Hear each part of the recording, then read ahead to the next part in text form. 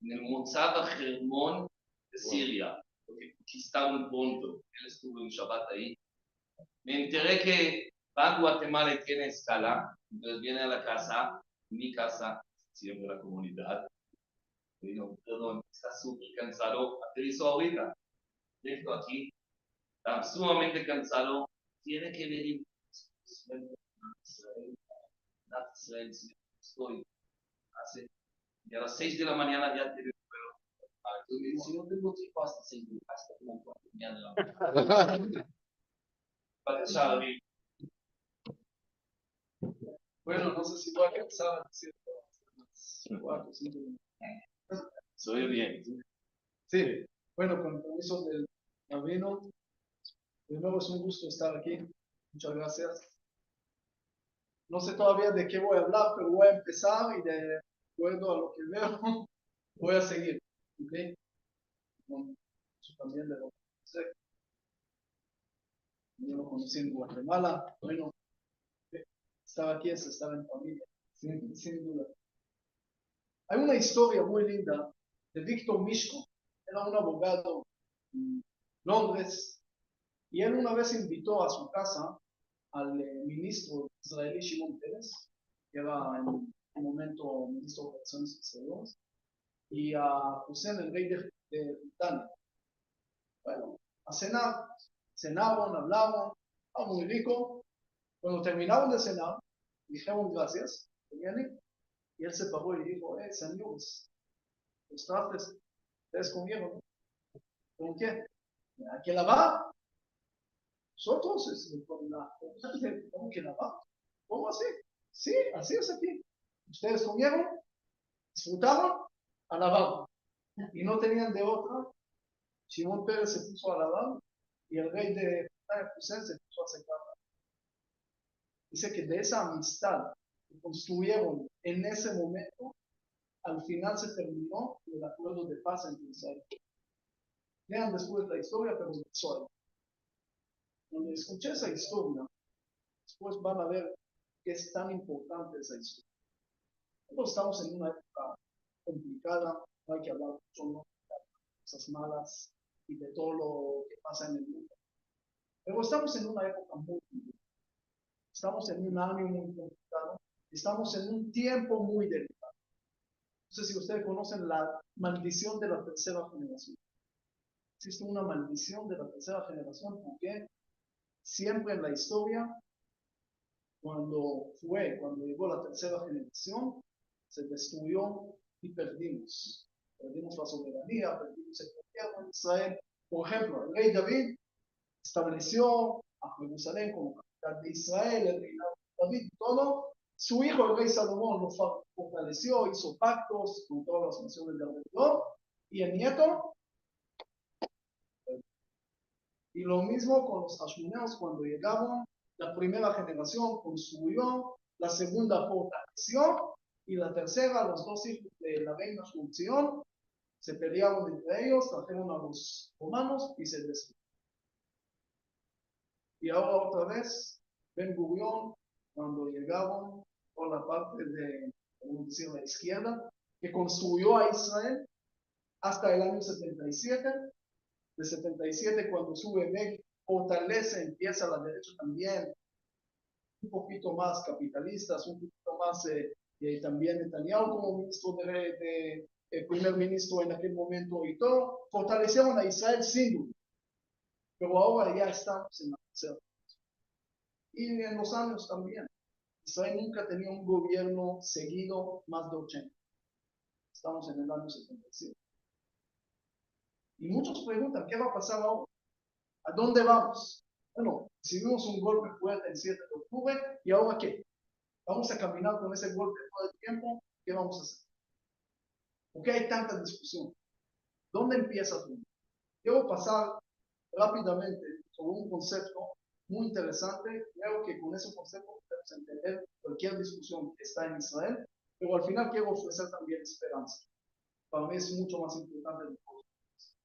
Porque, según Sergio de la Pérgola, que es un demógrafo muy importante en Israel, una de las cosas más importantes de la identidad judía en la diáspora y también en Israel, es holocausto.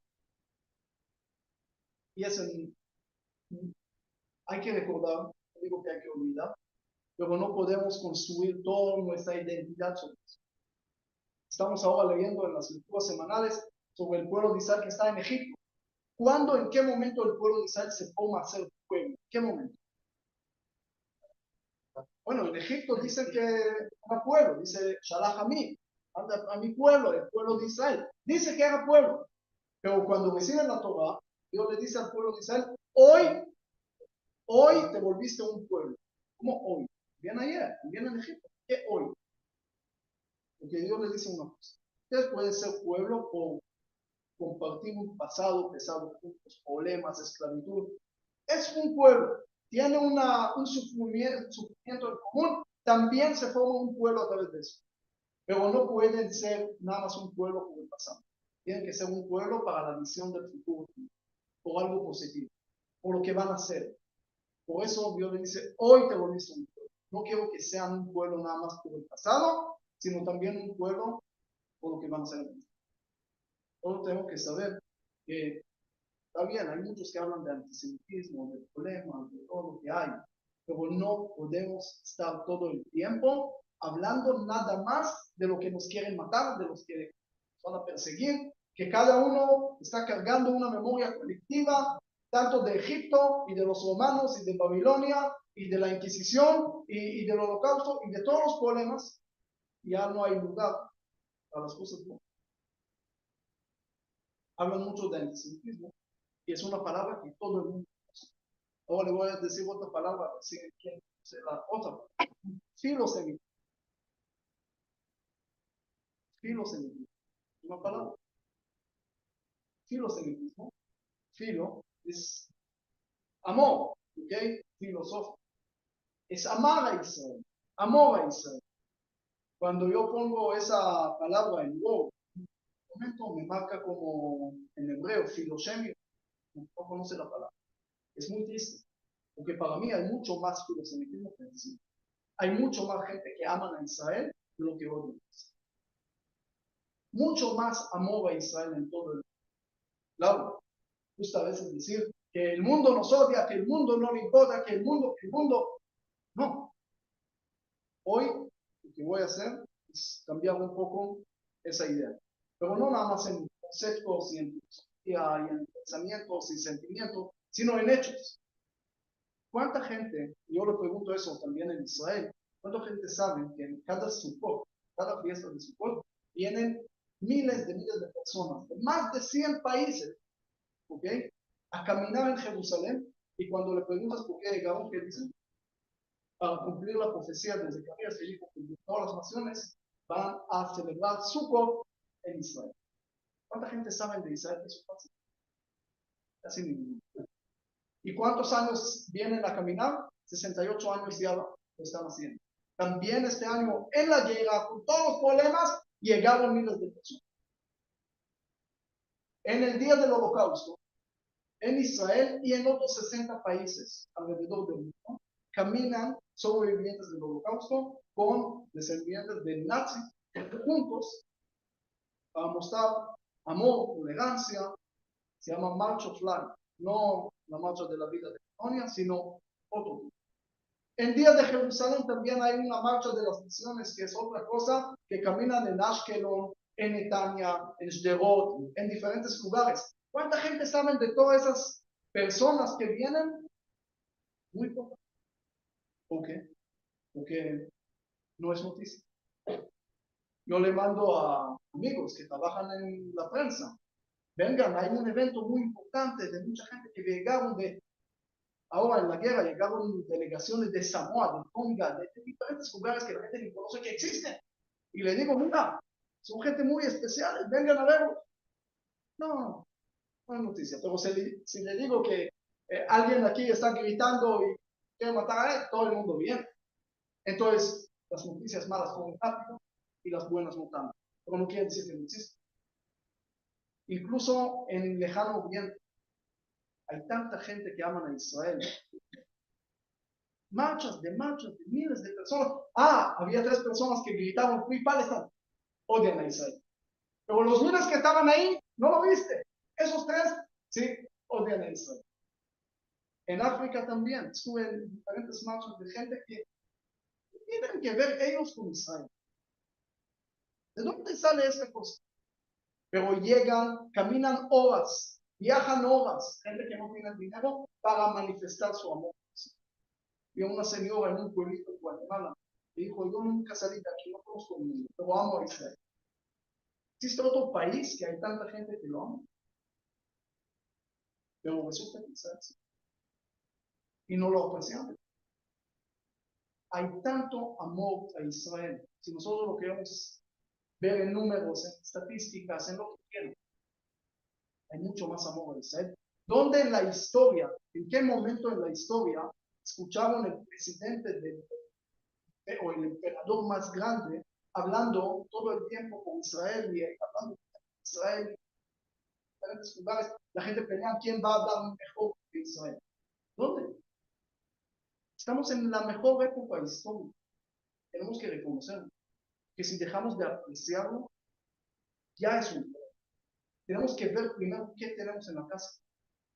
Hace 2 meses estuve en un evento en México y estaba ahí la señora Miriam Pérez. Ella contó ahí una historia y lo digo porque si ella lo dijo, puedo decir también. Ella cuenta su primer hijo murió en el ejército en Gaza, el esposo también murió y el segundo hijo también fue al combate, recibió su permiso, tenía que recibir su permiso para ir porque su hermano murió. Y ella le dio el permiso y dice que antes de Pesaj, era la víspera de Pesaj, ella ve de la ventana, ve 2 comandantes que están entrando y ella entendió que ellos no llegaron a dar nosotros o a dulces. Ella ya entendió el mensaje. Entonces ella salió y no le dejó entrar a esos 2 y le tapó la boca. Sí cuenta ella. Y le dijo, señores, si ustedes tienen un aviso, avísenle a él que está arriba. Es el papá de los huérfanos, de las viudas. Quiero ver su respuesta. No me avisen. Ya tengo suficiente. Ahora quiero ver la respuesta de él. Avísenle a él. Y así hicieron. Y ella nos dijo, ¿ustedes pensaron que algo cambió? ¿Alguna respuesta? No, el sol siguió igual, los árboles y todo igual. Ninguna respuesta. Ella entra a la casa y ve a sus nietos y abre su libro. Ahí era justo una haftará de la esposa del profeta que el profeta murió, Obadiah, y dejó una deuda y le quitaron a sus 2 hijos. Ella va con el profeta, con Elisha, y el profeta le dice una palabra. Le dice, vaya a tu casa, mira lo que tienes en la casa. Y ahí pasa el milagro del aceite. Entonces ella dice que escuchó la respuesta del Señor. Mira lo que tienes en la casa. Es verdad que le quitaron a sus 2. Es verdad que le quitaron a sus 2. Pero dijo, mi orden de la vida es mirar, ver lo que sí tengo en la casa. Y es muy difícil. Para ella es imposible decir. Pero para nosotros, en vez de hablar todo el tiempo lo que no tenemos, tenemos que empezar a hablar un poco de lo que sí tenemos. Ustedes saben que mientras más hablan de antisemitismo, más antisemitismo hay. Les doy un ejemplo. Es un ejemplo chistoso, así, pero triste a la vez. Había una película en Jordania que se llama Padre. Nadie del mundo conocía de esa película. Casi blanco de negro. Era porque, por supuesto. El punto del éxito de esa película fue cuando un tipo del Ministerio de Relaciones Exteriores de Israel lo vio y empezó a armar un relajo. ¿Cómo es así? Porque habla de una familia palestina que fue asesinada por soldados de Israel y empezó a hacer ruido y cómo así que esa película es falsa, que no sé qué, y todo el mundo ahora está en medio. Eso puede estar en cualquier lugar, está traducida así. Mientras más hablas del problema, no lo vas a arreglar, más problemas vas a traer. Tenemos que empezar a hablar de las cosas buenas de lo que sí tenemos en la casa. Y estamos en un momento que tenemos que entender también agarrar ese concepto de filosemitismo, de amor a Israel. Empezar a generar más conciencia del amor a Israel. Ahora voy a pasar al segundo concepto al final de semana. ¿Cuál es la diferencia entre derecha, izquierda, todos los peleas y todos los que están en Israel? En 1996 tuvo Finkelstein, era consejero político, y él era consejero de Netanyahu en su primera campaña, y le preguntó a Netanyahu, ¿quieres ganar? Pues sí, y para siempre. Y pues, entonces lo que tienes que hacer es entender a qué público. Si quieres a la derecha o a la izquierda. Si quieres a la derecha, es muy sencillo. Tienes que preguntarle a las personas qué son. Si te dice soy judío, es derecha. Si te dice soy israelí, es izquierda. Así le digo. Bibi agarró eso y salió el slogan conocido, Bibi Tov la Yehudim. Bibi es bueno para los judíos. Cuando ganó, le preguntaron a Shimon Peres que perdió, ¿quién ganó? Dijo, los judíos ganaron, los israelitas perdieron. Sí. Pero no empezó ahí con Netanyahu y Finkelstein, mucho antes. ¿Por qué se llama el Estado de Israel? ¿De dónde llegó este nombre? Antes no era Estado de Israel. Herzl en su libro, ¿cómo lo llama? Medinat Yehudim, el Estado de los judíos. No era Estado de Israel. Pocas horas antes de la declaración, Ben Gurion decide que Medinat Yehudim va a ser el Estado de Israel. Dos cosas distintas.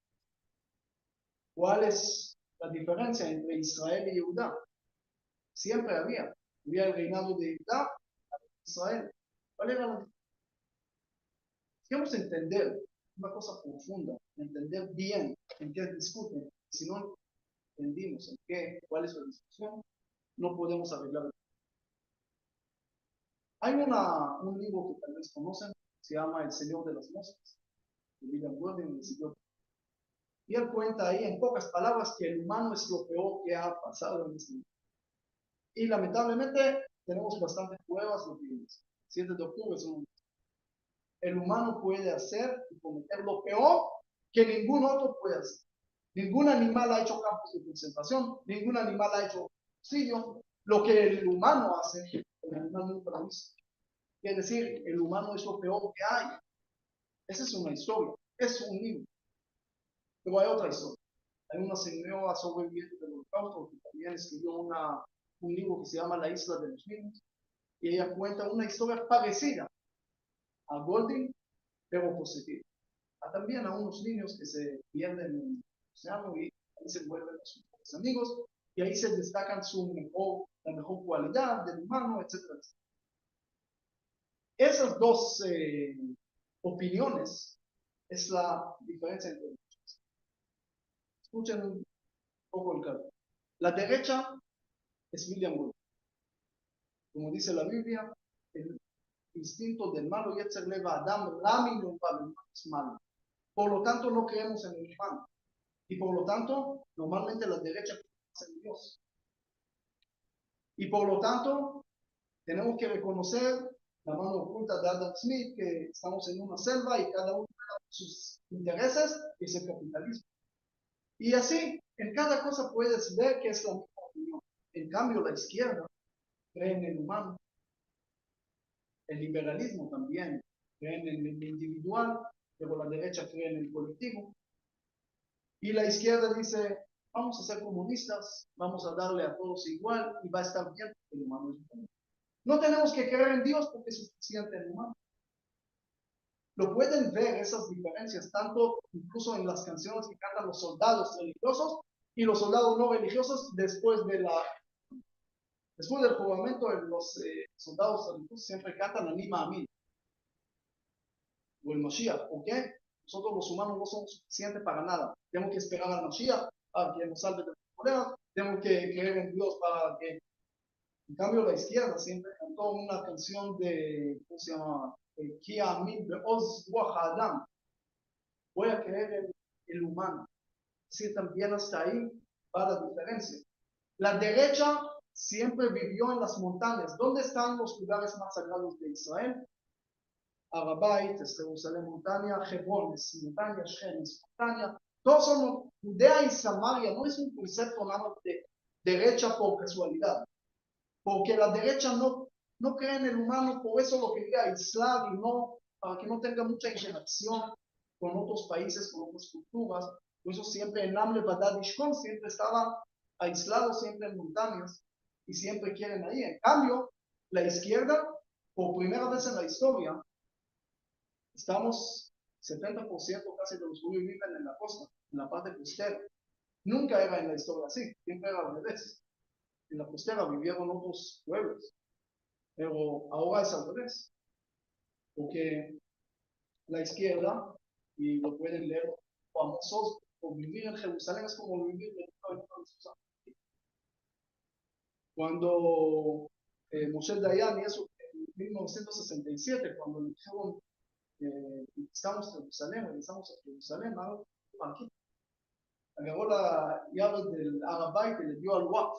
¿Cómo nosotros no necesitamos esas cosas? Es decir, ¿para qué creen Dios en nosotros?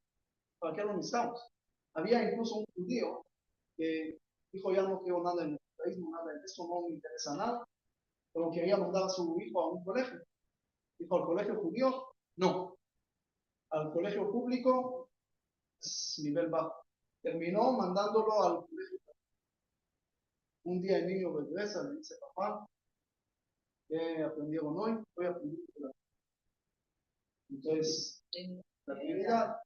Entonces el papá le dice, mira, escuche bien, hay un solo Dios y no creemos.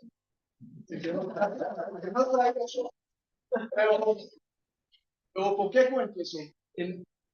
La diferencia entre derecha y izquierda no es una discusión nada más casual, que uno dice está a favor de un y el otro. Es una discusión muy, muy profunda en la naturaleza humana. ¿Creemos en el humano o no creemos en él? Ahí empieza todo. De ahí pueden ver cualquier diferencia que pueden notar entre la derecha y la izquierda. Al final tiene que ver con esa pregunta. ¿Qué es el humano? Ahora, bueno, es la diferencia entre derecha e izquierda, pero ¿qué opina el judaísmo? ¿El humano es bueno o malo? ¿Creemos en el humano o no creemos en el humano? La respuesta es muy clara. Pero vimos también esa semana, Moisés está en la zarza, ¿sí? Ve el fuego. ¿Qué ve ahí? ¿Cuál es el diálogo entre él y Dios? ¿Qué están haciendo? Él llega y ve el sufrimiento y le dice, Dios, ¿por qué hay sufrimiento? Creo que es la pregunta más difícil del mundo. ¿Por qué pasan cosas malas en ese mundo? La pregunta número uno que nunca escuché una respuesta. ¿Por qué hay cosas malas en el mundo? Y esa es la misma pregunta que Moshe hace cuando ve el sufrimiento del pueblo de Israel en Egipto. ¿Y qué Dios le responde? Hay una respuesta. Dios le dice, muy sencillo, Moshe, ¿te molesta el fuego? Vaya apagado. ¿Cuál es el fuego? ¿Te molesta el sufrimiento del pueblo de Israel de Egipto? ¡Sácalos! Vaya, ¿por qué estás perdiendo tu tiempo aquí? Vaya a sacarlos. ¿Tú crees en mí? Perfecto, pero yo creo en ti. Me preguntó uno hace poco, dijo, ustedes creen en un solo Dios. Los árabes también. ¿Qué tanta discusión? Si son lo mismo. Ustedes van a una sinagoga sefaradí. Es las mismas canciones que cantan en la mezquita. Vamos en hebreo. Pues el mismo Macam. Yo canto con los árabes sin taón y es lo mismo. ¿Cuál es la diferencia? ¿Por qué tantas peleas? Hay una sola diferencia. El Dios del Islam es un Dios tan grande, tan poderoso, que anula a todo lo que no es Él. Es un Dios exclusivo. Y es una religión teocéntrica. Dios está en el centro y todos tienen que ser como Él. No hay otra forma. Lo que está perdido hay que matarlo o meterlo para adentro. No hay otra forma. En el judaísmo también es un Dios tan grande que incluye también a todo lo que es inclusivo, es una religión antropocéntrica. El humano está en el centro.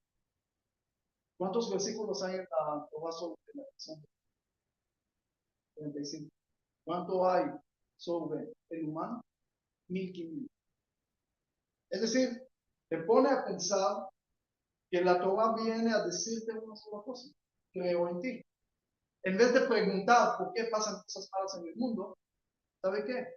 Dios no quiere que entiendas por qué pasan cosas. No lo quiere. ¿Por qué no? Que si lo vas a entender, lo vas a justificar. Y si lo vas a justificar, lo vas a aceptar. Y si lo vas a aceptar, no lo vas a cambiar. Dios quiere que lo cambies. Por ejemplo, yo veo a un niño pobre, con hambre, en su mano. Empiezo a pensar, ¿por qué será que él tiene hambre? ¿Por qué Dios lo castigó con hambre? Empiezo a imaginar, a pensar, a reflexionar. Ese fue Gilgul, la encarnación de Amalek. ¿Qué hice ahora? Entendí por qué tiene hambre. ¿Y qué pasó? No lo voy a ayudar. Porque es Amalek. Dios no quiere que empieces a filosofar. ¿Ves hambre? Ayuda. ¿Ves necesidad? Hay que dar. Hay que responder, no hay que pedir. En el judaísmo se puede hacer, pero cuando hay momentos de necesidad, tienen que hacer. Cuando Moshe está enfrente del mar y el pueblo de Israel y todos, y Moshe, ¿qué está haciendo? Empieza a rezar. Y Dios le dice: oye, Moshe, deja de rezar. No nada más porque era tartamudo, ya sé que son todos no por eso, sino dice: deja de rezar, dile al pueblo que siga, porque hay momentos de acción. Hay momentos que tienes que actuar. Si uno va abajo de la lluvia y va a terminar toda la Biblia y lo va a escribir de nuevo y va a terminar todos los salmos, te va a mojar. ¿Y por qué? Que Dios no ayuda a los hombres.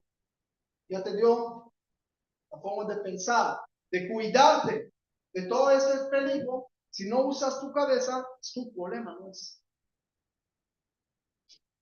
En vez de preguntar tantas veces por qué hay cosas malas en el mundo, tenemos que empezar a tratar de responder cómo podemos evitarlo, cómo podemos solucionarlo, cómo podemos hacer para poder cada vez tener un mundo.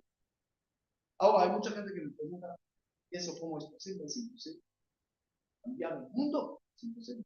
Les voy a contar una historia personal para que vean por qué es tan importante y por qué es posible. ¿Hasta qué punto? Hace años, estoy hablando en el año 2017, por ahí,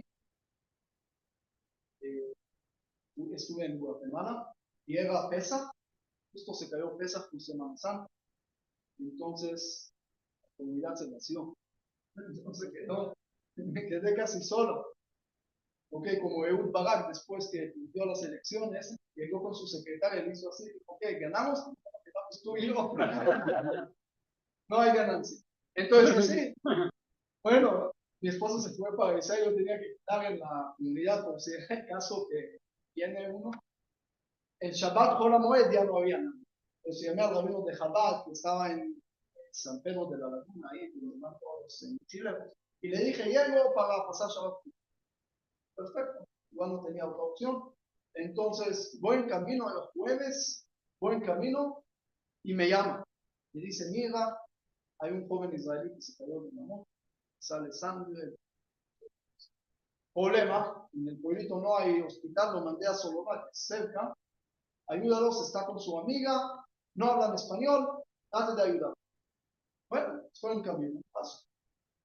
Llego, encuentro el hospital, ya el joven está inconsciente, su amiga está llorando, el doctor ahí parece que no tenía su primaria, todo ahí. No, eso es un hospital, en el que se llama Petolín, nunca Petolín. Sí, porque entra en una cara y sale enfermo. Ahí no tenía como, no, es nada, no conocía el concepto. Bueno, llamo a un doctor de la comunidad y le digo: mira, eso es lo que está pasando. Le digo: ok, sácame una foto, a ver, quiero ver la situación más o menos. Le saqué, me dice: mira, según lo que veo, si no viene en 3 horas, bueno. Bueno, le digo: señores, tráigame ambulancia, pagamos todo lo que es, ¿no? Más o menos, eso lo llegamos. No, eso hay que pedir 24 horas de licitación. Yo soy rabino aquí, no, profeta, yo no sabía que iba a pasar eso. ¿Cómo lo voy a ver? No se puede. Bueno, hablando con mucha gente, al final se helicóptero, todo esto, el otro, no se podía aterrizar ahí, no se podía sacarlo porque también 24 horas. Lo sacamos al final, lo metí a mi carro, lo metí al helicóptero, llegó al hospital, pero ya pasaron 2 horas y no lograban despertar. Me llama su familia, lo sube a otro hermano que estaba en Miami, lo sube la línea Zaka que estaba en Miami, y me mandaron un avión especial, lo llevaron. De ahí Mati Goldstein, que era el jefe de Zaka de la Operación Internacional, me dice, ¿qué es Guatemala? Un lugar muy lindo, con gente muy linda, pero lamentablemente hay mucha gente que puede morir porque no llega a la ambulancia de 4 horas. ¿Sabes qué pasa ahí? Entonces me dice, mira, nosotros tenemos un curso muy especial que lo hicimos con Naciones Unidas, con esto, con el otro, a través de todos los desastres del mundo, son primeros auxilios, rescate ligero, son cosas muy importantes para todos esos desastres. Podemos llegar y empezar a capacitar gente. Perfecto. Bueno, empezamos a estar toda la gente involucrada, construimos un lugar para que estaba ahí el primer curso, acabamos 45 personas, empezó el primer curso, un curso muy especial y a veces cosas que son tal vez lo más lógicas, como piensan. Él preguntó, si el terremoto pasa a las 2 de la mañana, ¿ustedes dónde van a buscar? Nosotros buscamos en todos los lugares. No, ustedes no van a todos los lugares. A lugares públicos a las 2 de la mañana, ¿qué pasa? ¿Para qué van a buscar? Pues hay que usar la inteligencia antes de ir a buscar. Y así, diferentes cosas, parte del curso, muchas cosas interesantes, y terminó el curso. Y pocos días después pasó la tragedia del volcán del fuego. Y los primeros que fueron a entrar ahí, esa gente, la gente preguntó, ¿cómo llegamos de Israel aquí? 24 horas ambulancias de aquí lo pueden matar, y de Israel, 1 hora después de la tragedia, ya están aquí. ¿Cómo es así? ¿Que sabían o qué? No, y ahí empezaron a enterar del curso, de eso, del otro, empezó a hablar mucha gente, empezaron a ayudar. Era una cosa interesante, y de ahí empecé a formar nuestra coalición humanitaria, porque vi que estoy con el Cuba, con el jeque, con esto, con el otro, parecía un chiste, pero vamos a hacer algo con esa cosa, y al final empezó a salir eso, empezamos a construir casas, y 1000 cosas, y ahí otro país, y de África, y cuando la Guinea sale una cosa, y muchos proyectos, y gracias a Dios, en más de 40 países. Bueno, un día me llama un joven, y dice, hola, ¿cómo estás? ¿Te acuerdas de mí? Y dice, sí, claro, ¿pero quién eres? Y dice, yo soy el joven que se cayó de la moto. Sí, ¿cómo estás? Y esto, loco. Bueno, me voy a casar. Ahora sí, 100% de la moto. Entonces, le dije, y me dice, mira, te quiero invitar a la boda. Salvaste la vida. Le dije, salvé la vida. ¿Sabes cuántas vidas salvaste? No entendió. Le expliqué toda la historia. Y de ahí después lo puedo mostrar. Cada víspera de Pesach me manda la foto actualizada. Ahora ya tiene 3 hijos. Pero digo, una persona se cae de la moto en un lugar y se arma una cosa que no se termina hasta el día de hoy. Entonces, si una persona sin querer logró hacer tanto, imagínense si nosotros hacemos una acción con la voluntad. Ustedes saben que casi todas las cosas grandes de la historia empezaron con cosas pequeñas. Por ejemplo, nosotros comemos matzot hasta el día de hoy por un sueño de un joven de 17 años. ¿Sí? Si José no hubiera soñado, no hubiera llegado a Egipto, nosotros también tal vez podíamos salir de Italia y comer pizza. Pero así pasó. Y un niño, 17 años, cambia la historia de todo el pueblo y por eso hace su gótico, porque tenemos casi todo el judaísmo. Los 10 tribus de Israel están perdidos hasta el día de hoy por una decisión de un rey por impuestos. El dinero siempre estaba en eso. Pero sí, el hijo del rey Salomón no quiere bajar los impuestos, el pueblo se enoja y de ahí se divide. La Primera Guerra Mundial comenzó con un asesinato del heredero de la corona austriaca. Y de ahí 11 millones de muertos, aparte de la pandemia española y aparte de todo eso, y se termina en acuerdos en contra de Alemania, y así Hitler llega y tiene el terreno listo con toda la amargura de la gente y todos los problemas, y sube al gobierno y empieza la Segunda Guerra Mundial. Otros 54 millones de muertos, y de todo alrededor. Imagínense, tanto daño por un solo asesino.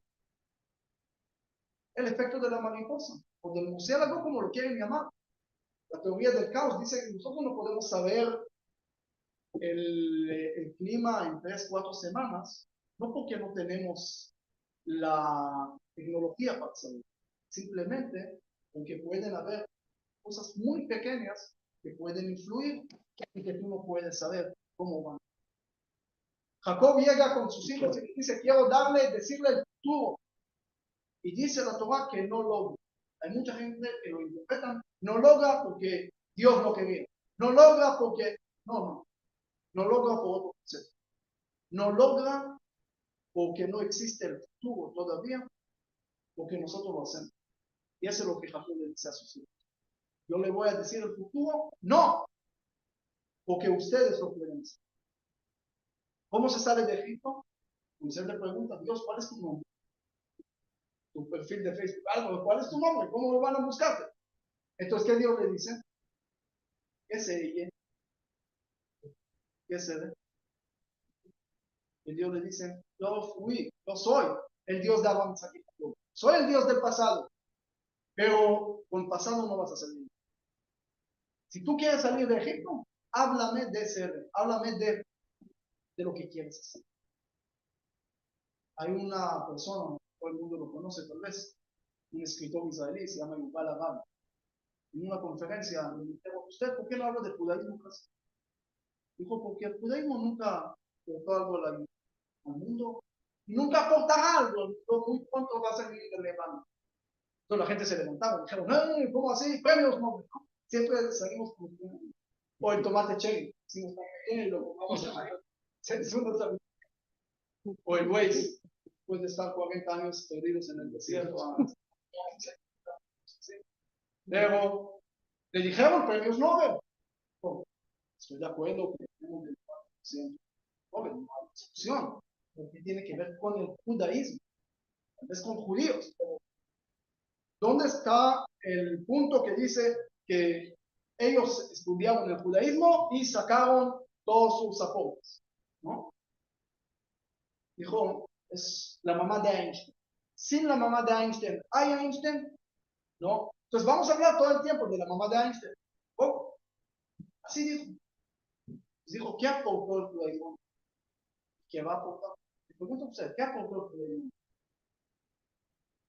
Ninguna respuesta. Algo fue. Ética moral, ¿qué es? Ética había antes. Ética moral, una, chinos, había. No, pero mucho antes había códigos, códigos de leyes. No inventamos el monoteísmo. No robará, no matará, todo eso. El monoteísmo. ¿Ese es un regalo o es un problema? Un regalo. Antes había muchos dioses, sin problema. Cada uno tenía 5,000, no había problema. Cuando hay un solo uno, pues todo el mundo lo quiere, entonces ahí empiezan. Entonces, no necesariamente es un problema. Otra cosa que el judaísmo apuntó. ¿Ah? Todos querían arreglar el mundo de alguna manera u otra. ¿Ah? No necesariamente, porque también antes hablaban de filosofía antigua también, siempre, hasta hoy están discutiendo. Y no sé si es bueno o malo. Cada uno escoge lo que hacer. Si yo estoy a hablar hasta las 4 de la mañana, no va a resultar tan bueno. La respuesta, lo voy a decir rápido, porque es eso para clase aparte. El judaísmo aportó una cosa muy importante, se llama la evolución de la ética. ¿Qué es la evolución? La evolución de la ética. ¿Qué es la evolución de la ética? Decir conceptos, hay muchos conceptos. Pero para que pasen y para que el mundo empiece a cambiar, tenía que empezar con una cosa. Le voy a dar unos ejemplos rápidos y van a entender muy fácil. Por ejemplo, Dios le dice a Abraham, agárrate a tu hijo y sacrifícalo. ¿Qué pasó ahí? ¿Por qué Abraham no discute? Abraham sabe discutir. Cuando Dios le dice, voy a destruir a Sodoma, entonces ahí empieza a discutir. No logró, pero por lo menos nos enseñó a negociar. Pero cuando Dios le dice, agárrate a tu hijo y sacrifícalo, ahí no dice nada. Empieza a preguntar, ¿qué hijo? ¿Qué son? Lástima, está tanto, podía agarrar a Ismael. El problema. Pero, ¿por qué no preguntó nada? ¿Por qué no discutió? ¿Por qué fue con alegría? ¿Por qué se levantó temprano? ¿Saben por qué? Porque en todas las culturas de aquel momento, en todas las culturas, lo podemos ver en Mesopotamia, en Anita, lo podemos ver en la India en África o en Machu Picchu, los aztecas o los mayas. Todos sacrificaron a sus hijos, porque los hijos eran objetos del papá y la mujer también. Lo pueden ver en las redes de Hammurabi. Cuando uno mató a un hijo, mataron a su hijo. Cuando uno hizo algo a una mujer, le hicieron a su mujer. Bueno, sí era objeto de él. Entonces, cuando Dios le dice a Abraham, agárrate a tu hijo y sacrifícalo, ¿qué dice Abraham? Perfecto, es mi Dios, como todos los dioses que piden el sacrificio. Pero Dios le dice a Abraham, no lo hagas. Y ahí Abraham empieza a discutir. Tal vez voy a hacer algo. No, porque quiero que el mundo escuche que no quiero que sacrifiques a tu hijo. Tu hijo no es tuyo, no lo puedes. Por primera vez la humanidad escucha que el Dios no quiere sacrificios humanos. Bueno, se pasa a sacrificios de animales, pero también dice el profeta para llegar a los rezos. Es decir, para que el mundo deje de sacrificar humanos, tenía que pasar un proceso y tenía que comenzar el proceso. El comienzo del proceso fue la primera vez de la historia con Abraham. La primera vez. Derechos a la mujer. Hoy en día todos derechos a la mujer, es algo muy lindo. Pero ¿en qué país y en qué año fue la primera vez que le dieron derechos a la mujer de Estado? En Nueva Zelanda, 1893, incluso todavía después. Es decir, estás hablando hace poco. Cuando la declaración de Estados Unidos, son muy especiales, ¿no? All the men, eran nada más los hombres. En Atenas, cuando la democracia y todo, nada más hombres. Mujeres no existieron ahí. La Torah fue la primera que empezó a hablar a favor de la mujer como un sujeto autónomo. ¿Dónde? Primero, Dios hizo al humano a su imagen y semejanza. Todo el humano. Nunca en la historia era así. Siempre dividieron la gente o el lejano oriente en castas. Una banda, lo que está abajo, nunca puede subir a hacer otra cosa. Siempre va a ser así. O incluso los filósofos griegos, como Platón, Sócrates, también dijeron que los esclavos nacieron para ser esclavos, o que Dios lo metió polvo en vez de meterlo en plata. Sí. Y los romanos también lo todos dividieron el mundo en diferentes castas, diferentes categorías. La primera voz que dijo que todos los humanos son iguales fue la Torah. Y ese hizo que todos son sujetos autónomos, que ninguno puede matar al otro o maltratar al otro. ¿La Torah anuló la esclavitud? No.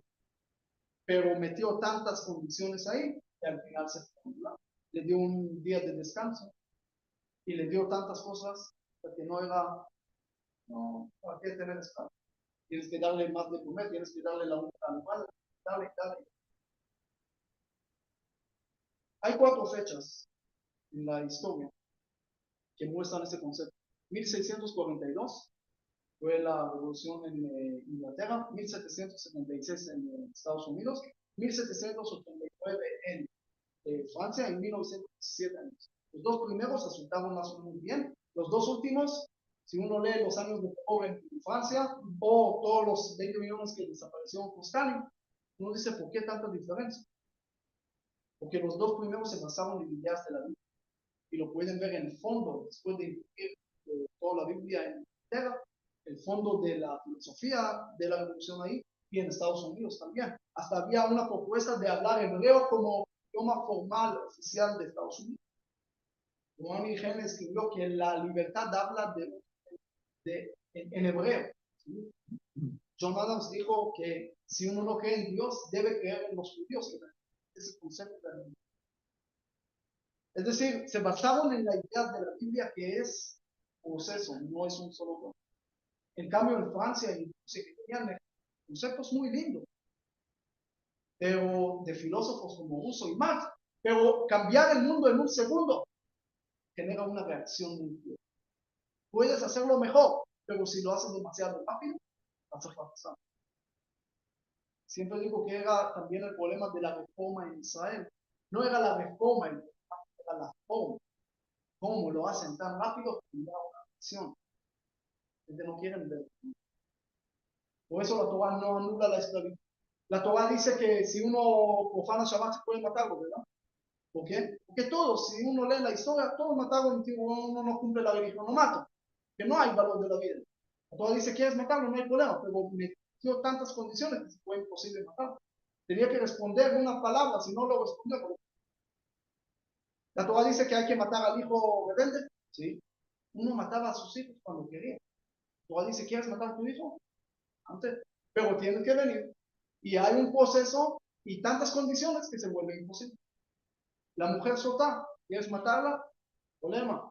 Todos mataron a sus esposas. Pueden leer las historias de Henry o de Miguel VIII, pero no vamos ahí, de Bodes y Jean de Japón y de todos los lugares. Pero la Torah dice, mátala. Pero, venga, hay que venir al templo, hay que escribir una mequilá, hay que borrarla dentro del agua. Tanta cosa que uno dice. Es decir, la Torah no anula las cosas, la Torah no inventa la identidad, la Torah reconoce la naturaleza humana, es el las cosas. ¿Cómo cambiar las cosas? ¿Cómo cambiar el mundo de un estado inético a un estado ético? A través de eso. Voy contando así si tienen preguntas o no, pero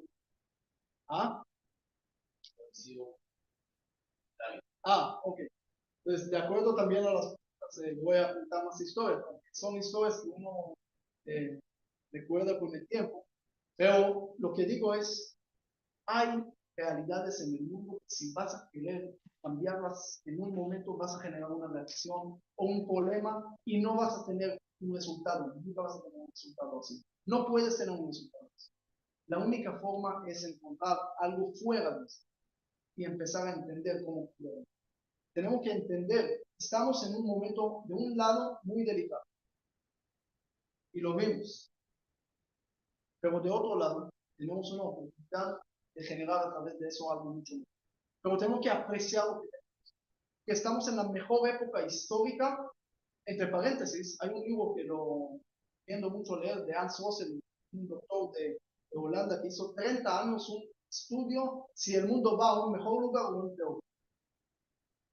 Y él dice que él en una conferencia en Davos, en Suiza, él hizo 30 preguntas a los líderes de ahí y dice que los monos podían responder de los líderes. Sí, porque ellos respondieron con 80% equivocados y los monos normalmente podían responder 50%.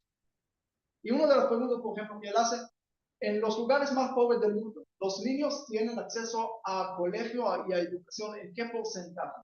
¿22, 37 o 62? La mayoría respondieron 22 y eso, cosa por 60. Y así en muchas cosas. Muestra que el mundo está en su mejor posición histórica. Nunca teníamos tantas cosas buenas en el mundo. De punto de vista material, cada pobre tiene más condiciones y más cosas que Luis XIV. Y de punto de vista espiritual, nunca había tanta Torah y tanto judaísmo y kasher y toda la historia y todo lo que tenemos. Tenemos de todo. Nunca había una época tan buena. Hay un solo problema. En todo lo avanzamos, tenemos menos guerras. Y lo podemos ver en estadísticas. Lo que está haciendo. Sí, claro. Antes en guerras, en toda la historia, podían morir entre 17 a 22% de guerras. Este siglo, con todas las guerras incluidas, 1.3. Nunca en la historia era ese porcentaje. Nunca en la historia tenía 7 veces más posibilidad de matar, de uno suicidar, matarse a sí mismo, que morir en una guerra. Pandemias, hay mucho menos. Es decir, hay corona, sí, pero ¿cuántos murieron en porcentaje? Menos de 1%. y cuántos murieron en la pandemia española o en la peste negra, o en casi mitad de. Y en todo estamos mejor. ¿En qué estamos mal? En una cosa. La depresión, suicidios, estamos. Estuve en Corea hace poco, y está el Corea del Norte, el Sur, todo el problema ahí, y también el Corea del Sur, hasta 1984, si no me equivoco, tenía dictadura, y de ahí se cambió, y se volvió uno de los países más desarrollados del mundo. Y uno dice, hay algo interesante ahí. Antes de ese proceso, había más o menos 11 suicidios en cada 100.000. Hoy hay más o menos 58 en cada. Es decir, subió mucho más. Uno dice, ¿por qué? La respuesta es muy sencilla y por eso voy a pasar a las historias. Antes, fíjense, una persona, un campesino, hace 1000 años. Él vivió en un lugar, en un pueblito, y para él era el centro del mundo, porque él traía comida a su familia. Él tenía un sentido de pertenencia, un significado muy fuerte, porque sin él no va a vivir la familia. Modelo egocéntrico. Pero después le dijeron, mira, no sos el único pueblo, hay otros pueblos. Sí, pero mi pueblo es el grande. No, la ciudad es más grande. Sí, pero yo soy el pueblo de la ciudad. No, hay más continentes, se encontraron América, Australia, esto, lo otro. Pues sí, pero el planeta, nuestro planeta es el centro. Y llega Copérnico y dice, fíjate, el sol. Y llegan después y dicen, ni el sol ni eso, todo eso es un sistema, algo muy pequeño en algo mucho más grande, sos nada del espacio. Dice el campesino, sí, pero ¿qué tiempo es muy? Y llegan los científicos y dicen, estamos hablando de 13.8 billones de años. Sos nada del tiempo y nada del espacio. Dice, sí, pero yo decido cosas en la vida. Llega Freud y le dice que es económico. Y Marx le dice que es económico en el mundo. Y los astrólogos dicen que hay estrellas que lo influyen y no se sabe. Y lo llegan de aquí, llegan de allá. Y dice, pero por lo menos yo soy una especie especial. Y llega Darwin y dice sus partes del mono. Y dice, por lo menos existo. Y llegan Descartes y otros. Dicen, no es seguro que existe. Entonces, mientras la ciencia se vuelve más grande, el humano se vuelve más pequeño. Y la respuesta es, cuando estamos haciendo uno lado, no estamos haciendo nada más para el mundo. Estamos generando esa pertenencia que el mundo nos necesita. Esa es la diferencia. Y le dije a la persona, tú dices que el judaísmo no va a ser relevante en los próximos años. Lo primero que no va a ser relevante va a ser eso. Porque con la inteligencia artificial y con todo lo que tenemos, no vamos a necesitar personas aquí. Dame una razón por qué te voy a necesitar aquí. Una sola razón. Pero el judaísmo dice, hay una razón. El humano tiene algo que se llama alma. Inteligencia artificial funciona para el pasado. El alma es para el futuro.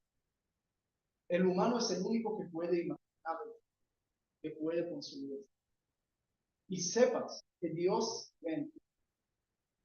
te hizo a su imagen y semejanza. Es decir, hay un significado de pertenencia que ninguna inteligencia artificial da. Si encontramos esa meta en común que tenemos entre todos los humanos, entre todo el mundo, podemos entender que los conflictos se vuelven muy pequeños. Yo no voy a anular el conflicto árabe-israelí. Yo no pretendo de anularlo. Es muy complicado. Entonces, ¿cómo se hace? Cuenta una historia de Guatemala. Un día llego a Guatemala y en un evento llega uno de los jeques ahí, ¿sabes? Y me dice, ¿dónde está? Israel. Me dice, qué bueno. ¿Y dónde vives? Pues aquí en Panamá. Dice, qué bueno. Y agrega y dice, qué bueno podría ser si hubieras traído a todos tus amigos para acá y nos hubieras dejado ahí libre. Así dijo. Yo le dije, ¿y ustedes dónde es? Dice, de Egipto. Le dije, qué bueno. ¿Y dónde vive? En Guatemala. Qué lindo. ¿Cuál es la frase? Sí. No, eso no lo va a estar. Le dije, imagínate qué bueno va a ser si vamos a hacer algo bueno para Guatemala. ¿Sí? Sí, algo bueno para Guatemala. ¿Qué te refieres? El domingo vamos a repartir alimentos abiertos aquí cerca. No, yo estoy ocupado. No. Yo estoy ocupado el Shabbat, ustedes el viernes. Domingo, no es. Ok, llego, pues, dame tu número telefónico. Bueno, al final me dio, pasamos por él. Fuimos. ahí los niños y eso, sacó fotos lindos y ¿qué me dice al final? ¿Cuándo es la próxima vez? Y lo hicimos varias veces. Y hicimos una amistad y después fuimos a la universidad, lo pueden ver en YouTube, después en los lugares hicimos diálogos, cosas muy lindas. Y de repente llega un día que Dono decide a reconocer a Dios. ¿Recuerdan? Una fecha en diciembre, en 2018. Entonces, había una noticia que leí de congresistas de Perú le pidieron al presidente que lo haga también. Pues agarré esa noticia, lo metí a un chat que tenemos de la Liga de Amistad de los Congresistas de Guatemala. Había 50 congresistas dentro de la liga. Metí esta noticia ahí, le puse un signo, ¿y ustedes qué? Entonces me llama Juan Manuel Díaz Durán, que era el presidente de la liga. Dice, ¿qué hay que hacer? Hacer una carta y firmas y hacerlo. Bueno, de una vez lo hago. Hizo la carta, hicimos las firmas, pues vamos a tener, si faltaba, ¿quién? El presidente del Congreso, algo por eso. Pues lo llamo, le digo, dice, habla con mi papá. Su papá era presidente de Guatemala y entonces era alcalde. Vamos muy amigos, su esposa le gustaba Shabbat, llegaba a mi casa mucho. Entonces fui con él, le digo, oye, don Álvaro, ¿por qué tu hijo no firma? Me dice, mira, yo amo a Israel, pero usted no compra ni nosotros ni lápiz, nada. Entonces, si nosotros ahora vamos con ese tema, vamos a perder Cardamón, que lo vendemos a todos los países árabes. Entonces, es una gran pérdida, no podemos aceptar eso. Pero le dije, mira, yo conozco el tema, voy a dar en consulta y todo, y van a seguir comprando ustedes, porque Guatemala es el único país que tiene tanta cantidad, calidad y precio. Ningún otro país porque se necesita temperatura muy especial. Son cosas complicadas, pero Guatemala tiene diferentes colores y tamaños. Eso, esas cosas que no lo pueden encontrar en otro lugar. Dijo, sí, pero hay otro pueblo. Entre paréntesis, el presidente de Guatemala, un año después, y hace un año también, 5 años después, hicimos un evento, y él dijo ahí, bajo todas las estadísticas, dijo, el año después de pasar la embajada de Jerusalén, fue el mejor año del EFA. Se triplicó. Lo dijo y también está en. Bueno, me dijo, ustedes van a traer conflicto árabe-israelí. Hay aquí 8,000 musulmanes, hay judíos. ¿Para qué necesitamos esos problemas aquí? Nada, ya, ¿por qué aquí? Yo le dije, ¿sabe qué? Voy a llamar al Sheikh. Llamo al Sheikh Farad, Bismillahirrahmanirrahim. Estoy aquí con el alcalde, queremos que firmes para pasar la embajada. No, Jerusalén es de nosotros. Dice, ¿por qué voy a firmar? Todos esos años no hablé con él nada de ese tema, nada. Y me dice, no, ¿por qué? Empieza a subir el tema. Y le empiezo a decir, ustedes tienen más derechos que yo, usted puede estar en el monte, yo no, según la ley israelí. Y así, 10 minutos. El tipo no se mueve en ningún sentido. El alcalde está cansado, dice, no, vaya a sacar agua de la piedra, vaya a quitarle a los pescados en Yiddish mariachi, pero con él no va a sacar nada. No va a sacar nada. Entonces le digo, Sheikh, no firme nada, pero por lo menos, prométeme que no va a sacar nada. Me dice eso. Hasta ahora no sacaron nada. Bueno, después el viernes pasamos al presidente y el presidente de Sábado Norte decidió reconocer el examen y pasaron. ¿Qué aprendí de esa historia? Que hablar del conflicto, hablar del problema, no te va a resolver. Más bien, te va a agrandar. Encontrar algo fuera del conflicto va a hacer que el conflicto va a ser más pequeño. ¿Y dónde aprendí eso? ¿En matrimonio? ¿Antes del matrimonio hay problemas? No. El rabino hizo boda ayer.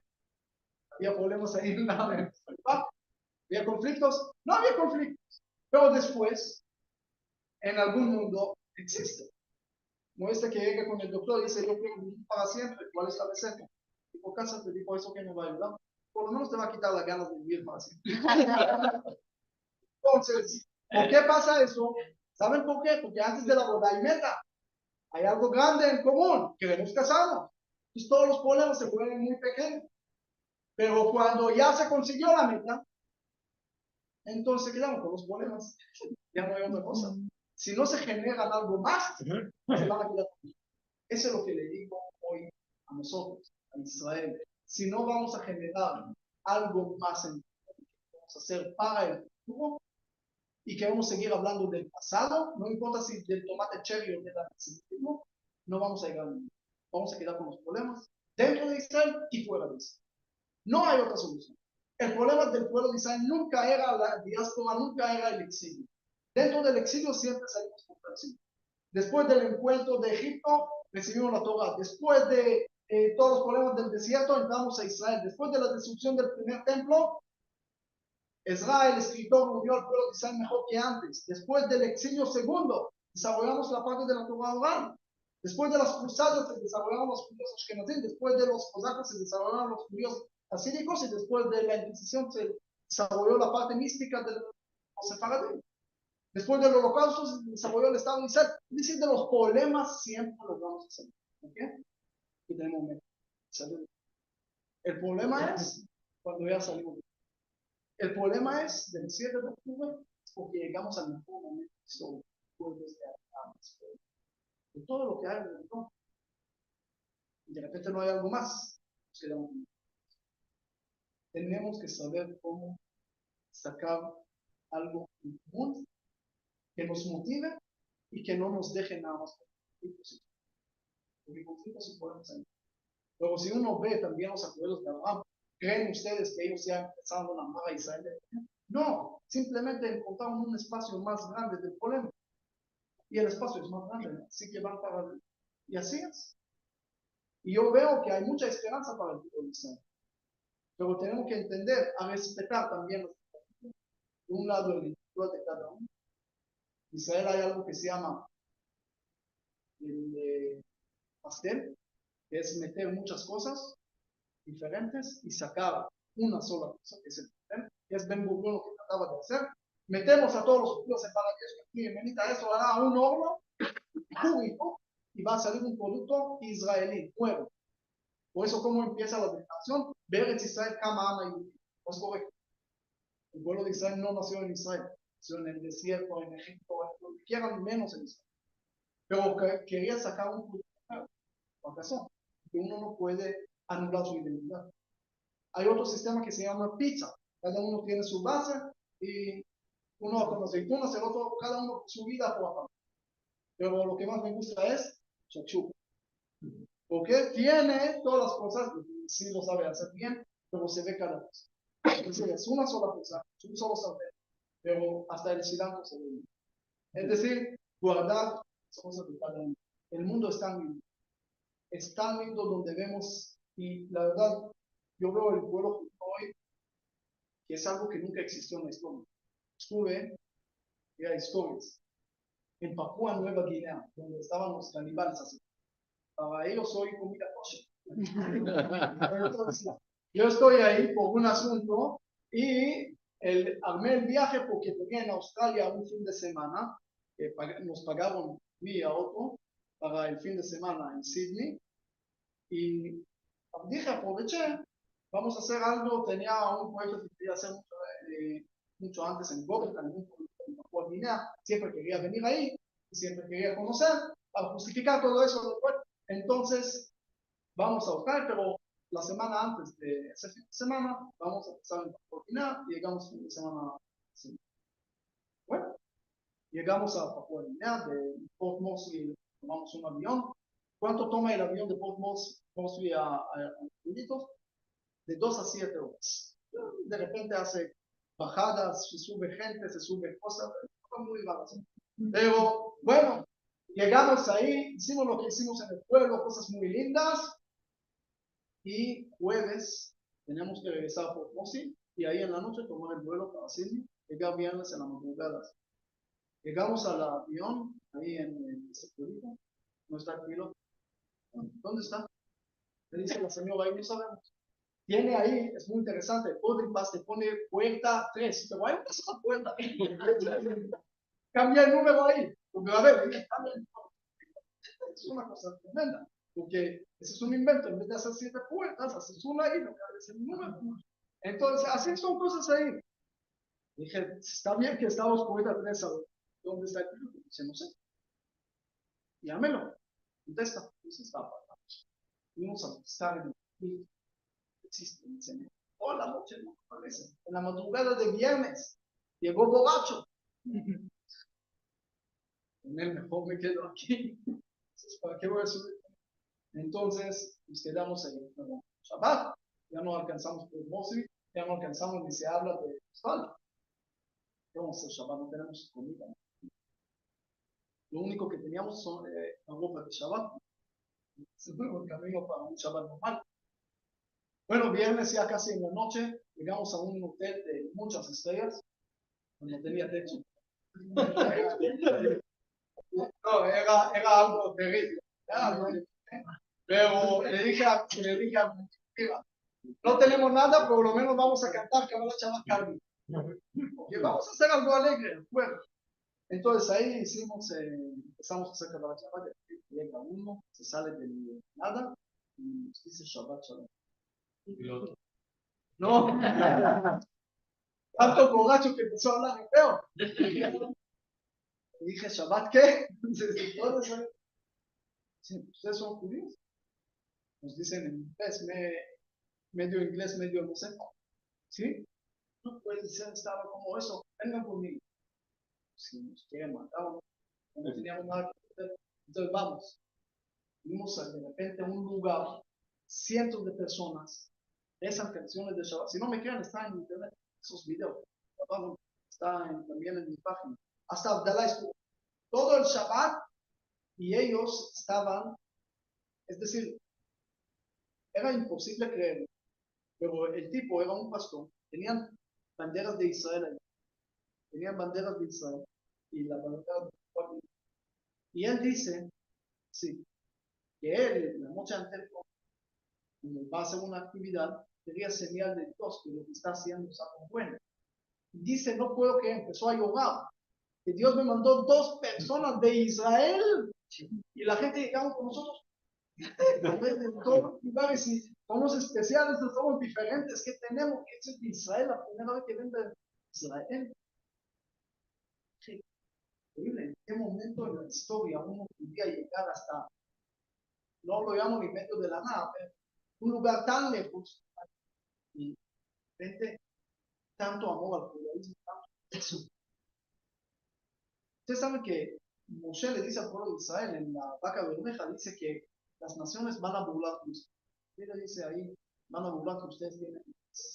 Pero de repente, antes de entrar a Israel, dice que todas las naciones van a decir que ese pueblo inteligente, sabio, que tiene leyes tan especiales.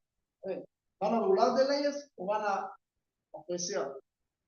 Después es muy sencillo. Si nosotros lo vamos a apreciar, ellos también. Sí. El rabino Zaks dice, los no judíos aprecian a los judíos que aprecian a los judíos.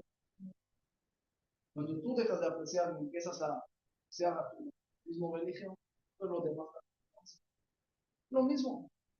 Pero tenemos que entender, hay tanto aprecio, hay tantas cosas, tantas historias que se pueden contar de lugares de repente uno dice, ¿de dónde?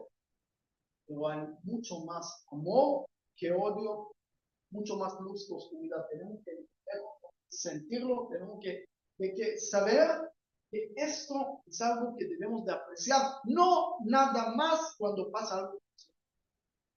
No podemos apreciar el Estado de Israel nada más cuando pasa un problema. Yo una vez estuve en camino a Bolivia con pastores, con diferentes lugares.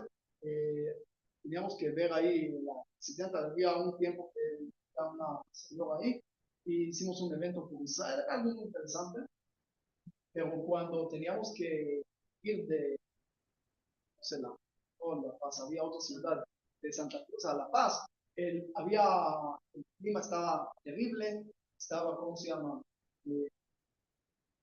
Granizo y había oscuridad de repente en el avión, gracias a Dios que no, pero era terrible, era una cosa, tenía que hacer una parada en Cochabamba. Bueno, el pastor ahí, había un pastor ahí que estaba muy enojado, y esto y lo otro. Y le dije, está escrito en el Salmo, Dios y mi pastor, nada me falta. Él no escuchó Salmos ahora, estaba muy en. Y eso decir, hace esto. Entonces le dije, mira, te voy a contar algo que me pasó. Y ahí le empecé a contar algo, justo cuando empezó la erupción del volcán del fuego, y también se cancelaron, ¿no? Y un tipo ahí demasiado me pagó también. Y le dije a él, voy a contar, ¿qué pasó? El tipo casi me mata, entonces dije, no, algo peor que pasó. Cuando te escucha que algo peor que pasó, entonces, es que la gente a veces se alegra problemas. Entonces, le dije, mira, yo hace unos años fui a 770, aquí en Shulchan de Chabad, ¿sí? En Nueva York. Y todos ahí, dices, y 1,000 personas. Muy interesante el tema. Entonces fui a ver. Cuando estuve de regreso de Nueva York, compré un vuelo de Nueva York, Miami, Miami, Guatemala con Spirit. ¿Ustedes conocen eso? Yo entendí por qué se llama Spirit. El vuelo no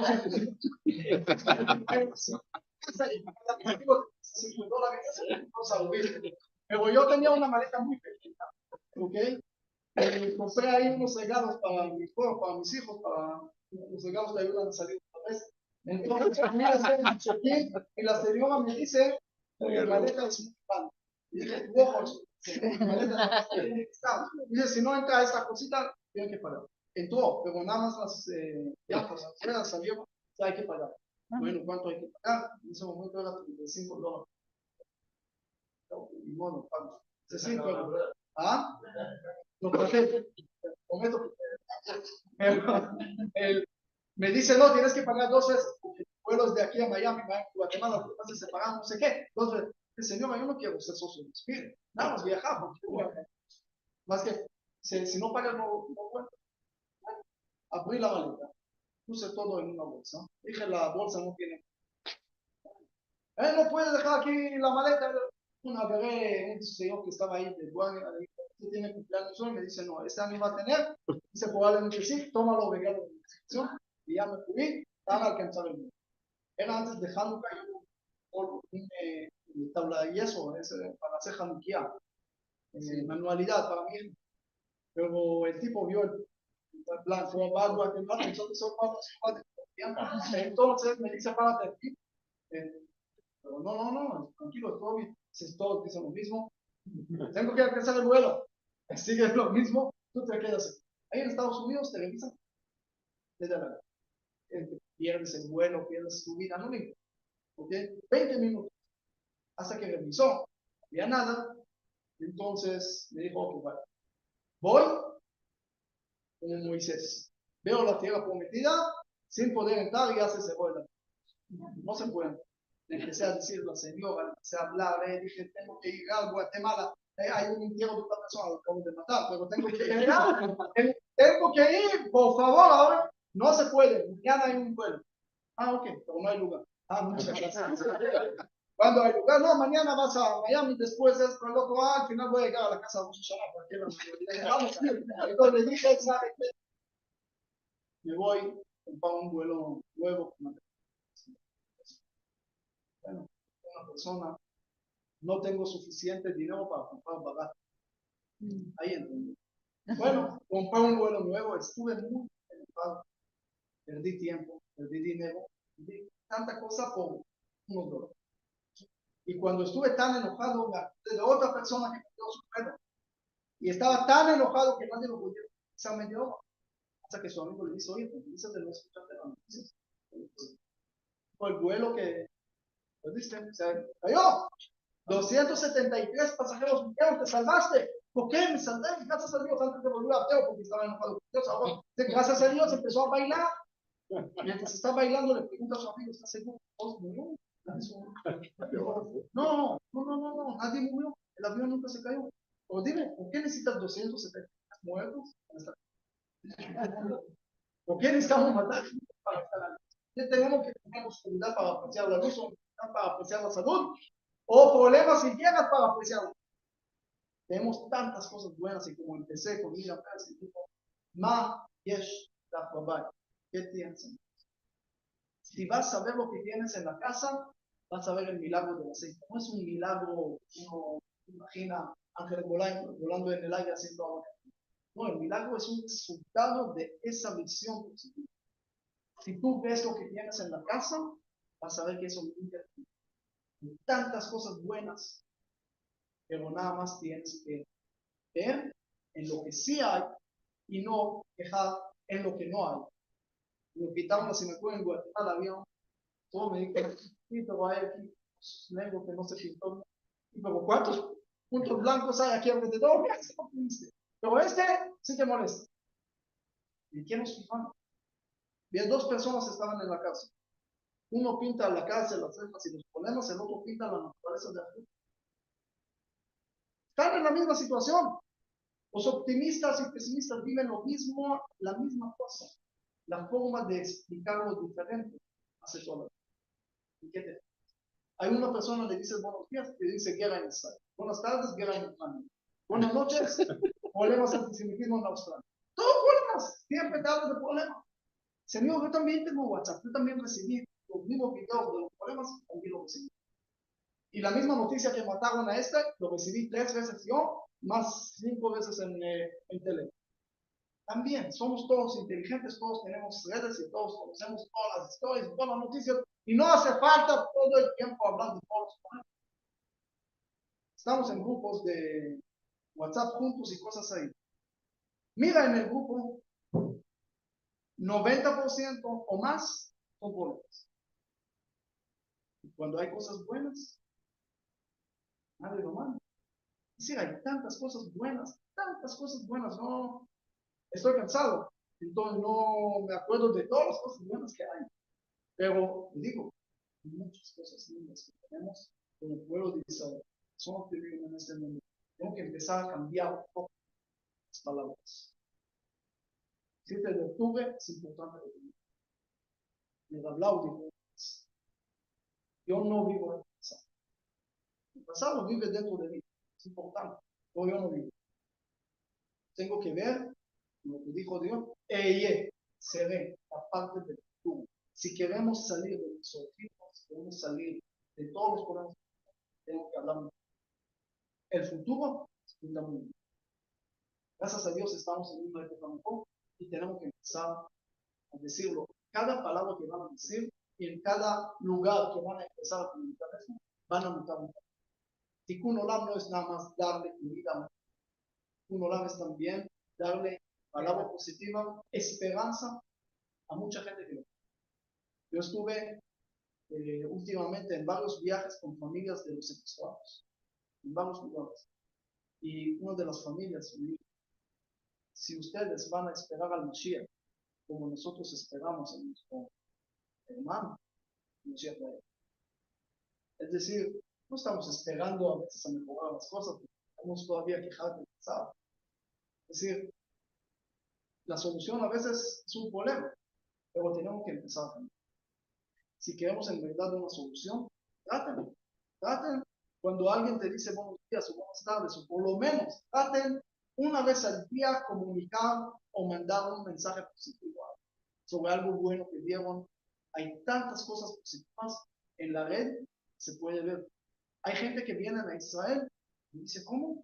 ¿Ustedes salen a las tiendas? ¿Qué pensaste? Todo el tiempo guerra y problemas y misiles y esto, el otro. No, señor. Cuando llueve la gente a veces no sale, pero cuando sí, la gente sale. No hay problema. Es decir, Israel vive. Hay vida, hay todo. Puede hacer tantas cosas. Pero a veces la gente nota imagen de eso. Traten de buscar cosas positivas y noticias positivas que hay y compartir. Y dejar de compartir noticias malas. Primero, porque igual ya pasó. Segundo, que ya todos lo saben igual. Entonces, ¿qué van a ayudar en eso? Si queremos mejorar y hacer un cambio, y dice cómo podemos cambiar, en eso podemos empezar. Bueno, muchísimas gracias. Ha sido un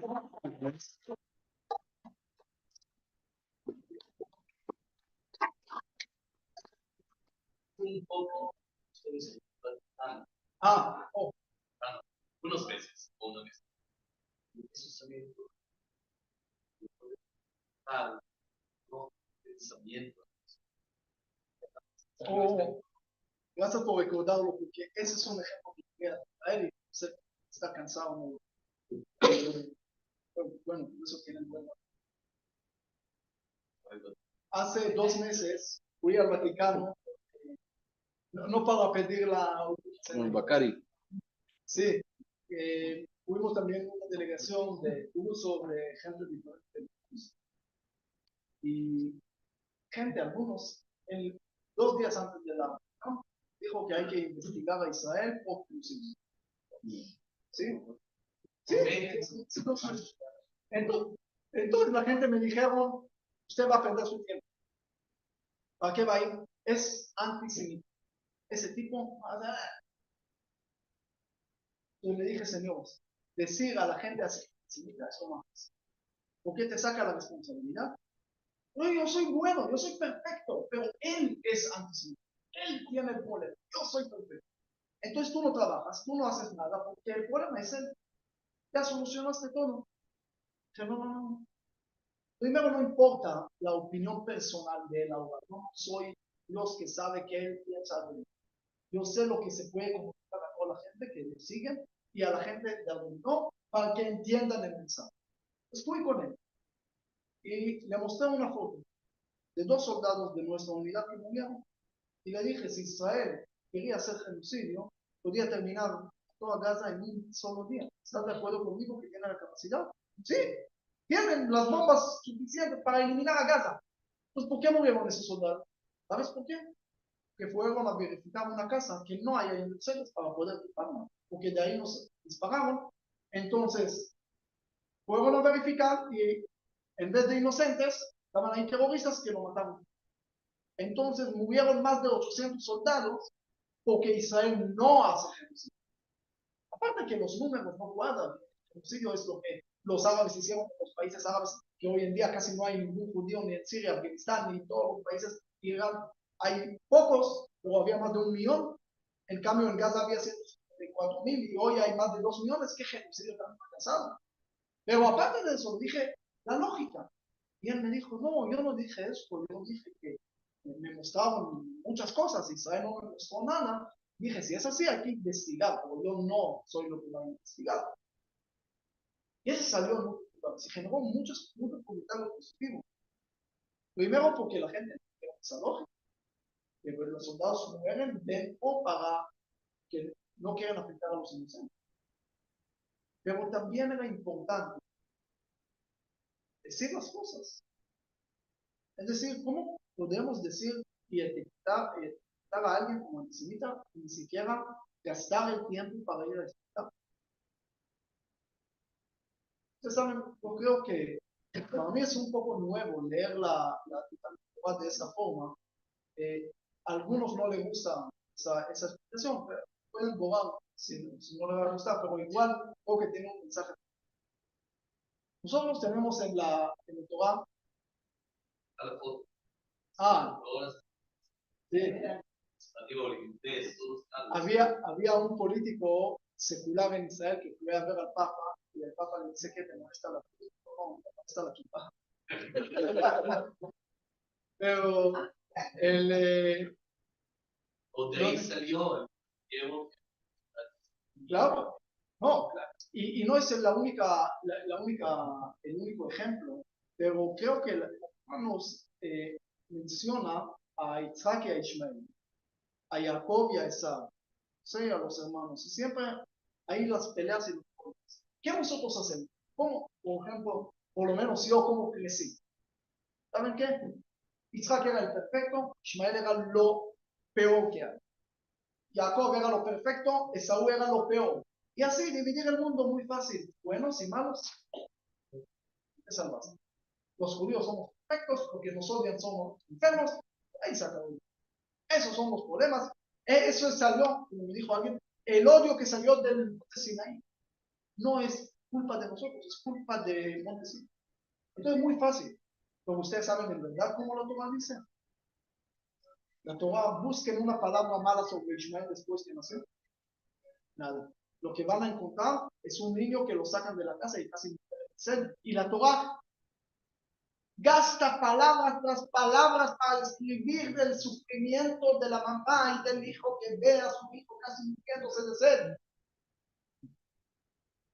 Y la Torah no gasta palabras, ni letras a veces para entender una mitzvah. Y aquí, abundancia, para explicarte los sentimientos de Ismael y de Isaac casi nada. Y Jacob, ahí la Torah gasta palabras para decir cuánto mintió y hizo trampas, mientras Esaú se pinta como el que respeta a su papá. Un día completo va a buscar comida para su papá. Yo a mi hijo le pido un vaso de agua, tengo que prometerle el mundo. Y cree en las bendiciones de su papá. Llora cuando lo pierde. Ahora lo dibuja muy bien. Vamos a otro personaje muy conocido, Bilam, se llama. Nosotros lo pintamos muy mal siempre. Busquen en la Torah una palabra de él. Lo contrario, llegan con él y le dicen, mira, te voy a dar dinero de todo. ¿Qué dice? Incluso si me llenas la casa de dinero, de plata y de eso, dice, el dinero no es lo más importante de la vida. Lo importante es la cantidad.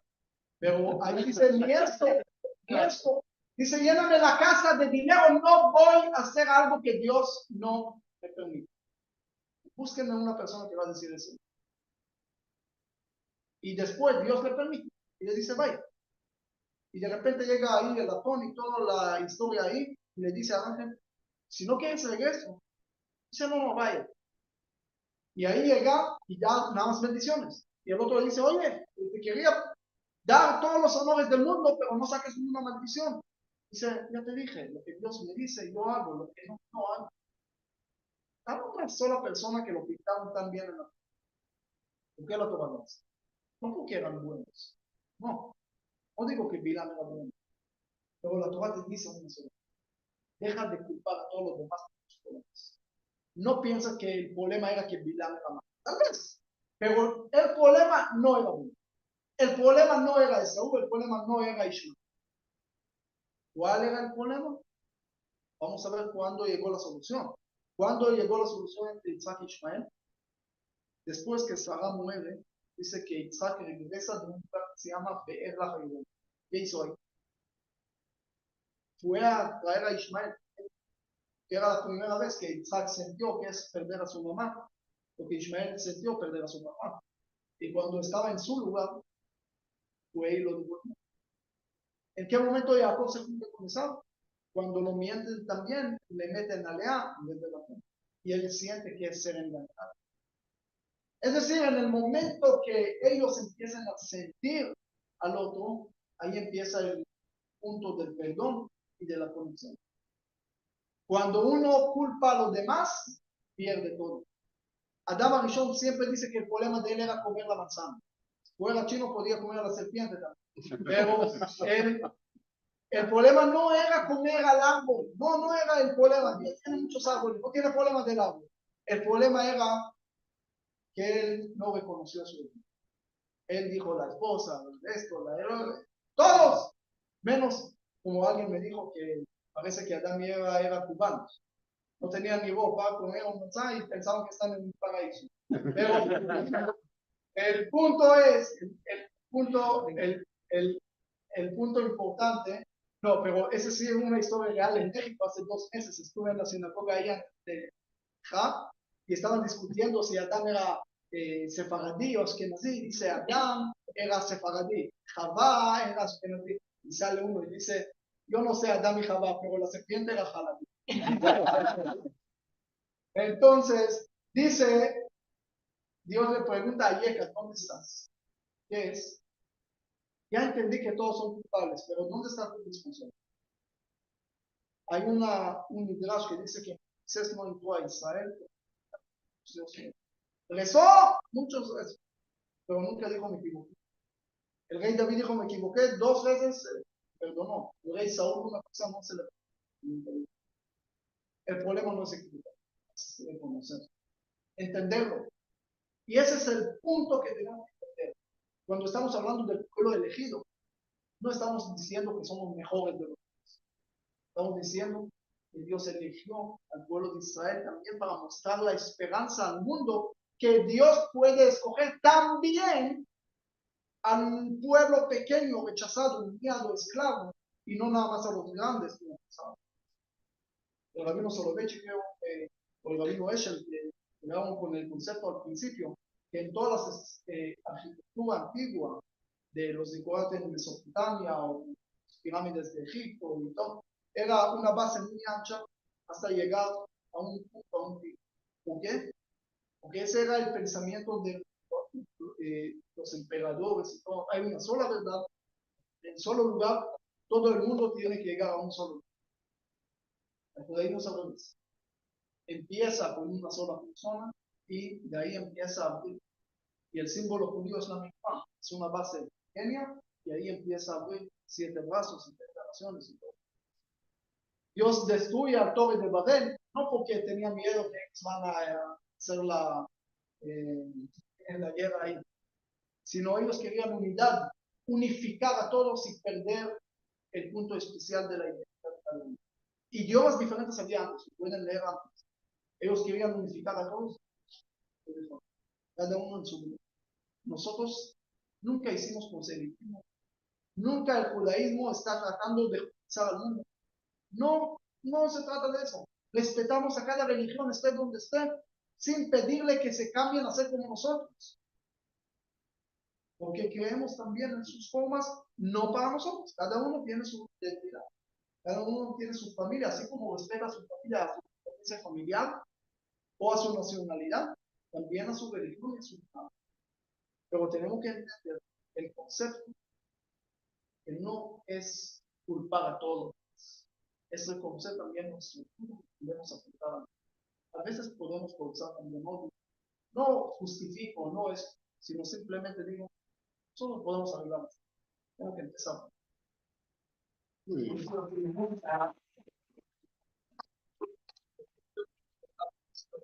Nada más, yo sé que el próximo domingo usted tiene una reunión de presidente Bukele. Sí. También, si se puede o no. Bueno, ¿Cómo usted le ayudó ahí? El Salvador es otro de los ejemplos y lo pueden también ver después, pero es un ejemplo muy interesante. Bueno, nosotros tenemos ahí una fundación que se llama Jerusalén, que ayuda en medicamentos, unos ambulancias y muchas cosas. Y cuando estuve hablando con el presidente Kenneth, pues él me dijo una cosa que creo que es algo que todos los políticos tienen que pensar. Él me dijo, mira, en realidad no me importa lo que pasa ahí, ustedes discuten aquí, discuten, peleas por todos lados. A mí me importa El Salvador. Mi país, mi gente, que ayuda a mi gente, yo estoy con él. Cuando pasó los 7 de octubre, era de los únicos, al principio, en 7 de octubre, y sacó, y es uno de los más populares del mundo, un tweet muy importante, si ven los comentarios ahí, el de personas, y puso ahí, yo como persona de origen palestino, quiero aclararle que esas bestias no representan nada, nada justifica esto, y ahí empezó a pagarlo con los pandilleros de él y todo lo que hizo. Pero era un comunicado no nada más de solidaridad con Israel, sino un comunicado con bastante contenido importante que el mundo entienda lo que está pasando. Y esto no llegó porque fui a hablar con él para tratar de convencerlo por su razón. Nunca fui a decirle, mira, nosotros tenemos la razón, ellos son los culpables. No es el tema. Y con eso no lo vas a lograr cambiar. La única forma es generar cosas fuera del problema y así cuando llegue el problema ya se resuelve. Y así puedo dar otros ejemplos de Chile y otros lugares que pasaron cosas y hay todavía, yo no digo que no, hay todavía, pero hay mucho más. No. Hay mucho más cosas que van a hacer en la vida y tenemos que empezar, como dije, empezar a comunicar, empezar a verlo. Hay tanto material, tantas partes que se hicieron. Todo el mundo escuchó que el presidente de Colombia puso la bandera palestina ahí en el... Todo el mundo escuchó. ¿Quién escuchó que nosotros pusimos una bandera más grande en el mismo lugar una semana después? Y con mucho más gente alrededor. Sí, no, con él no. No. Sí, sí, sí. Pero dime, ¿en qué le ayudaron? No, en medicamentos, no a él, sino al país. Es decir, estoy hablando clínicas por todos los lugares, por todos los municipios. Hay más de 30 ambulancias en todos los municipios que los trajimos de Estados Unidos. Alimentos especiales, chilas, becas para los estudios en los colegios. Muchas cosas. Y seguimos, hay muchos proyectos, hay muchas cosas. Pero, otra vez, en vez de preguntar por qué hay cosas malas, ustedes saben, hace poco también dijo Bukele que Israel y El Salvador es el mismo tamaño. En realidad Israel es un poco más grande. Israel es 153 del mundo y El Salvador 154. Dijo, pero miren Israel, tantas cosas buenas que hicieron. En vez de quejar y de hacer esto. Ahora lo digo al revés, pero es decir, tenemos que, sí, la gente de afuera te dice cuántas cosas buenas tienen. No sé si hoy vieron a Trump. No, mira, un país tan pequeño un lapicero y tantas cosas buenas que hicieron. Ahora, mucha gente escucharon y ese era el título de las noticias y eso, que Trump dijo que Israel es un país, pero casi nadie siguió a decir que dijo que es un país que logró desarrollar tantas cosas a pesar de, es decir, la primera parte, todo el mundo, la otra parte desapareció. Tenemos que empezar a hablar bien, no porque tenemos que engañar a alguien, sino porque es la realidad. Porque es así. Y va a ser mucho más así si vamos a seguir hablando de eso. Muchas gracias.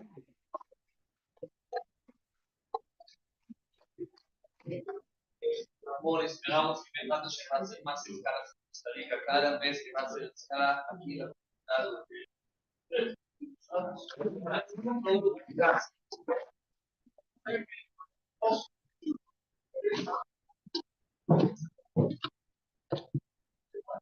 Gracias.